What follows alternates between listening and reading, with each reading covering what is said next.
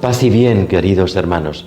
Llega en este cuarto domingo de Cuaresma una de las parábolas más hermosas y atrevidas de Jesús, la conocida como del Hijo Pródigo.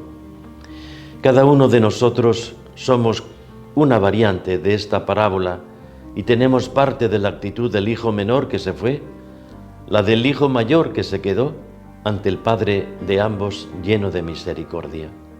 Lo importante es que en la andanza de esta Cuaresma podamos tener un encuentro con esta misericordia, porque hay muchas maneras de vivir lejos del Padre Dios y muchos modos de despreciar su amor y su proyecto sobre nosotros.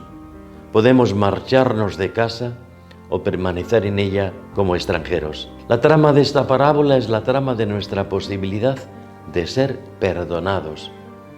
El sacramento de la penitencia, que de un modo especial recibimos en estos días cuaresmales, es el abrazo de este Padre que, viéndonos en todas nuestras lejanías, y podemos estar muy lejos sin haber movido un pie, cuando nuestra pertenencia a ese Dios y nuestra permanencia en su casa, que es la Iglesia, no están llenas de gozo y de gusto, sino de una cierta pasividad, amargura o disenso. Entonces se nos acerca, nos abraza, nos besa y nos invita a su fiesta. Es la parábola de nuestra propia vida.